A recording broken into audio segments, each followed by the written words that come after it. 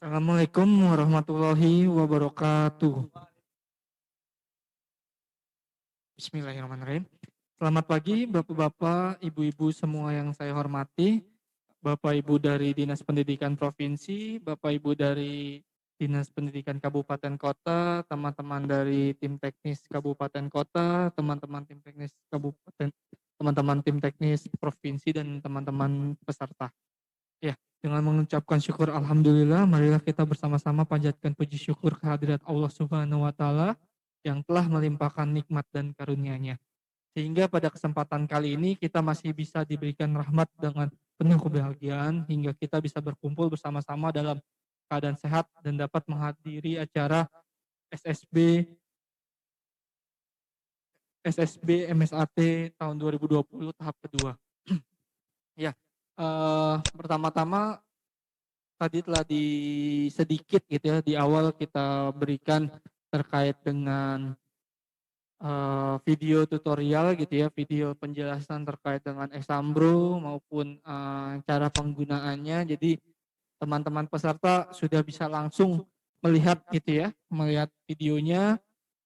Untuk hari ini kita tanpa berlama-lama langsung saja dimulai acaranya karena sesuai jadwal kita 9.30 akan melaksanakan ujian. Pertama-tama saya mau mengingatkan dulu untuk teman-teman tim teknis kabupaten kota atau yang bertugas sebagai proktor. Saat ini sudah pukul 9.18, jadi nanti ketika kami menjelaskan terkait dengan aplikasi, teman-teman proktor atau teman-teman tim teknis kabupaten kota bisa menyiapkan sistem proktornya gitu ya, sistem proktornya atau mengaktifkan peserta, mengaktifkan token serta membagikan username password ya. Oke, kita mulai saja.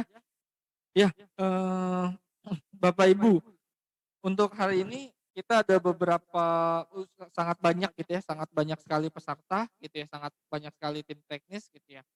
Jadi untuk hari ini itu akan ada dari jenjang SMA itu 2 orang proktor dan 20 peserta di masing-masing proktornya nantinya. Atau di jenjang SMA-nya 40 peserta gitu ya. Jadi nanti satu proktor akan menangani 20 peserta seperti itu. Jenjang SMK sama, jenjang SD, jenjang SMP. Untuk jenjang MI, MTS, MA akan ada satu proktor dan memiliki 20 peserta. Gitu ya. Jadi masing-masing proktor nanti akan menangani 20 peserta. Jadi untuk teman-teman tim teknis atau teman-teman proktor silakan mendownload username password pesertanya dan dibagikan ke peserta gitu ya. Kalau mengalami kendala silakan mengklik tombol refresh di bawah halaman web UBKD, itu ada tombol refresh. Kalau misalnya ada tulisan data tidak ditemukan, klik aja tombol refresh yang ada di bawah. Seperti itu. Oke, sesuai jadwal gitu ya. Kita akan memulai acara pukul 9 sampai 9.30 gitu ya. Nanti jam 9.30 untuk teman-teman peserta ya.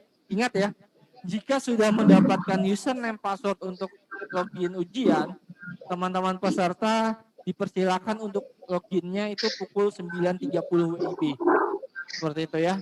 Jadi kalau udah dapat jangan langsung login dulu gitu ya. Karena teman-teman proktor masih membutuhkan waktu untuk mengaktifkan peserta gitu ya. Jadi pukul 9.30 baru diminta untuk login seperti itu. Gitu ya. Kita langsung poin nomor 5 gitu ya. Jadi ujian kita hari ini adalah MSAT gitu ya. Seperti yang kemarin telah disampaikan gitu ya, MSAT itu berbeda dengan ujian UBK seperti biasanya gitu ya. Kalau ujian UBK seperti biasanya itu hanya soal yang didigitalisasi. Kalau MSAT ini akan ada perhitungan di saat teman-teman menjawab gitu ya. Di saat teman-teman menjawab itu akan ada perhitungannya gitu ya. Contoh pada saat ini akan ada 3 stage gitu ya. Dalam satu pengerjaan akan terdapat 3 stage gitu ya. Setiap stage-nya itu tingkatan soalnya akan menyesuaikan berdasarkan stage sebelumnya. Gitu. Nanti kita akan bahas di belakang. gitu ya. Jadi stage kedua, stage ketiga itu akan berpengaruh soal yang didapatkan oleh peserta itu tingkat kesulitannya berdasarkan stage sebelumnya. Seperti itu. Nah, untuk uji coba hari ini gitu ya, yang diminta adalah teman-teman peserta mencatat tiap waktu yang dibutuhkan setiap perpindahan stage. Nanti akan dibantu oleh teman saya gitu ya, Pak Nasrullah nih sebelah kanan saya. Itu akan dibantu dijelaskan terkait perpindahan stage itu seperti apa gitu ya. Karena beliau ini yang lebih ahli. Gitu ya. Oke, poin 7 gitu ya. Nanti peserta juga mencatat setiap selesai tes gitu ya. Mencatat setiap selesai tes waktu yang dibutuhkan berapa lama. Nah, ini terkait dengan yang tadi saya sampaikan di poin nomor 5 ya Bapak Ibu ya. Terkait poin nomor 5 tadi, bahwa setiap stage itu, setiap stage berikutnya itu akan berpengaruh dari stage sebelumnya gitu ya. Misi Bapak Anas mengalami. Nah, oke, misal gitu ya. Jadi kita ada dua kategori gitu ya, yaitu berhasil dan gagal gitu ya, berhasil dan gagal.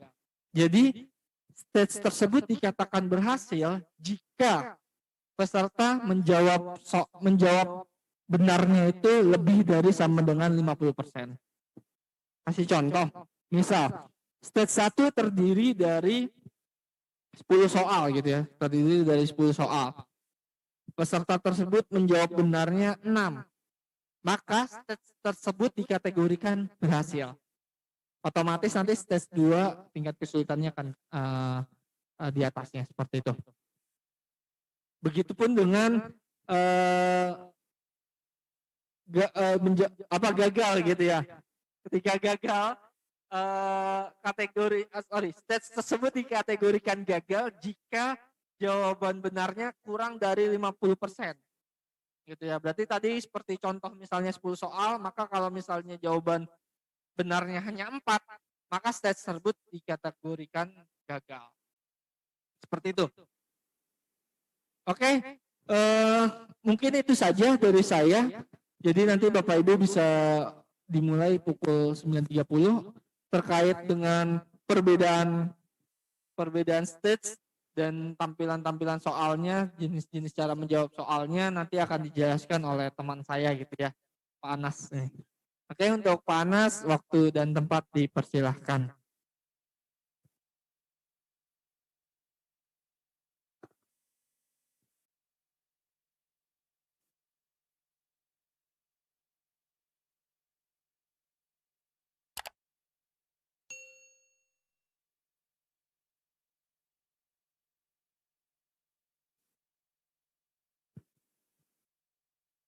Terima kasih Bapak Jarvis Pijar Hafiz.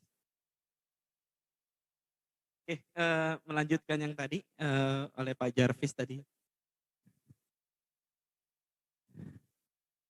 Jadi untuk mengingatkan kembali Bapak Ibu sebagai peserta nanti untuk terkait membedakan mana stage 1 sampai stage 3. Untuk saat ini kami belum bisa belum memberikan tanda ya antara perpindahan stage 1 sampai stage 3. Paling Bapak Ibu bisa membedakannya melalui panel daftar soal. Jadi disarankan Bapak Ibu sebagai peserta ketika login nanti diharapkan mencatat jumlah soal setiap stage ya Bapak Ibu. Ini saya berikan contoh. Jadi ini stage pertama ya. Nanti akan berbeda-beda Bapak Ibu ya mendapatkan jumlah soal setiap stage-nya. Jadi jangan berpatokan dengan teman sebelahnya. Mungkin ada yang dapat 10, mungkin ada yang dapat 5, ada yang dapat 6 gitu ya, beda-beda ya. Dan panel daftar soal ini hanya untuk melihat jumlahnya saja. Tidak bisa melompati soal ya, karena ini bukan CBT tapi MSAT. Jadi Bapak Ibu kalau mau melakukan perpindahan soal bisa melalui button yang ada di bawah ya, selanjutnya atau sebelumnya. Dari situ untuk pindah soal. Untuk perpindahan soal Bapak Ibu hanya bisa di dalam stage saja. Maksudnya contohnya gini, ketika Bapak Ibu berada di stage pertama, di sini contohnya, Bapak Ibu hanya bisa pindah dari 1 sampai nomor 12 ya. 1 sampai 12. Ketika Bapak Ibu masuk ke stage 2, Bapak Ibu tidak bisa kembali ke stage pertama ya. Tidak bisa kembali ke stage pertama, hanya berpindah lagi atau berpindah soal di stage kedua dan seterusnya seperti itu. Kemudian ini stage 2 contohnya ya, jadi dicatat lagi nomor 13 sampai 21. Nah, mungkin nanti Bapak Ibu mendapatkan jumlah soal yang berbeda. Kemudian nanti lanjut sampai nomor 22 sampai nomor 28. Begitu terus sampai stage 3. Kemudian untuk indikasi seperti ini B, B, D, nah ini soal-soal PG Bapak Ibu ya, atau pilihan ganda. Kemudian untuk yang terchecklist ini biasanya soal-soal yang kombinasi ya, yang sudah dijawab dua-duanya, atau soal yang multiple choice ya. Kemudian kalau untuk bolong seperti ini Bapak Ibu kemungkinan ada yang belum terisi salah satu. Ya, ini biasanya isi soal ya, misalkan PGES dan yang lain. Kemudian setelah stage 3, Bapak Ibu ada konfirmasi tes. Ya, ini tes selesai ya. Waktunya 90 menit yang seperti disampaikan oleh Pak Handaru kemarin. Jadi 90 menit itu bukan setiap stage, tapi keseluruhan stage ya. Kita memberikan waktu 90 menit untuk 3 stage, bukan per stage itu waktunya 90, 90, 90, enggak ya. Semua totalnya itu 90 menit untuk 3 stage. Kemudian ini konfirmasi tes munculnya di akhir Bapak Ibu ya, setelah stage ketiga harusnya muncul setelah stage ketiga. Mudah-mudahan tidak ada yang muncul di tengah-tengah ya Bapak Ibu ya.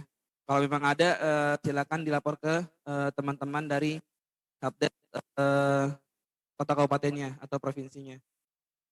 Kemudian nanti ini Bapak Ibu terakhir ada report ya, atau hasil individu, dan akan muncul otomatis penyimpanan reportnya dalam bentuk PNG ya Bapak Ibu ya.